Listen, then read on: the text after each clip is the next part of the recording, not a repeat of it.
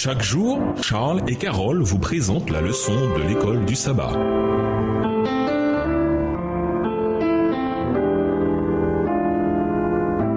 Bienvenue dans votre émission Dieu nous parle. Voilà la leçon de lundi. Prends garde à la tentation.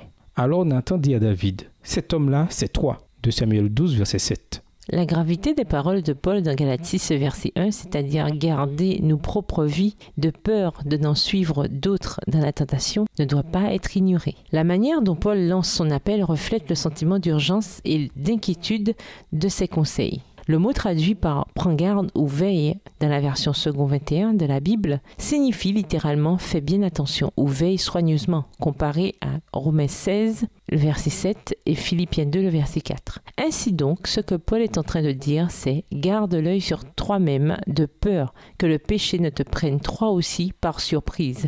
Pour souligner encore cet avertissement, Paul passe de la deuxième personne du pluriel, vous, dans la première partie de Galates 6, verset 1, à la deuxième personne du singulier, tu, dans la deuxième moitié du verset. Il ne s'agit pas d'un avertissement général qui concerne toute l'assemblée. C'est un avertissement personnel adressé à chaque individu dans l'Église.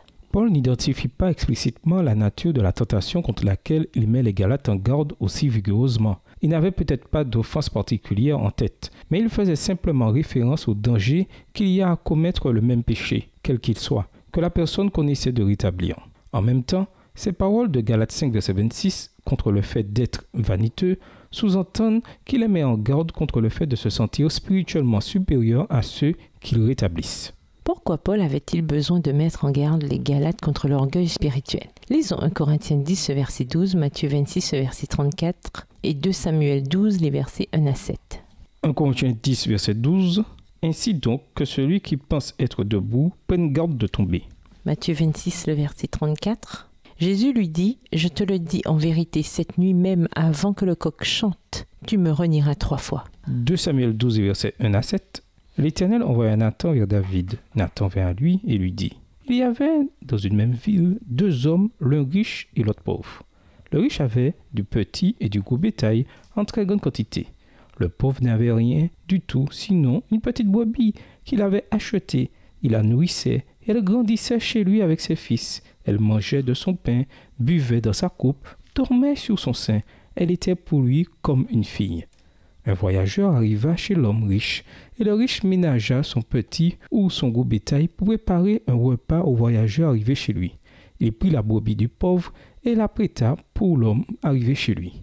La colère de David s'enflamma violemment contre cet homme, et il dit à Nathan, « L'Éternel est vivant, l'homme qui a fait cela mérite la mort. » Et il rendra au quadruple la brebis pour avoir commis cette action et pour avoir agi sans ménagement.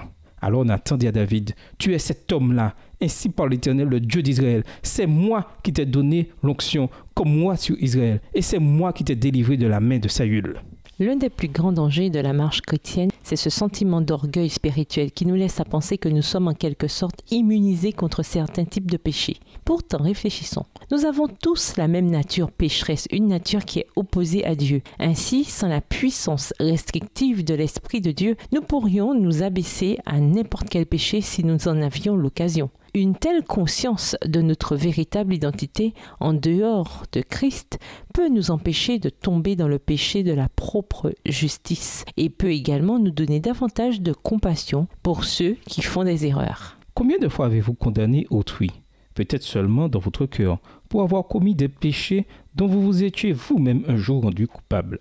Et nous vous laissons avec la question du jour. Y a-t-il quelqu'un que vous devez aborder avec un cœur rempli de l'amour du Christ, un parent, un ami, un collègue de travail, un professeur? Au revoir. Et à demain si Dieu veut. Dieu nous parle. Chaque jour, Charles et Carole vous présentent la leçon de l'école du sabbat.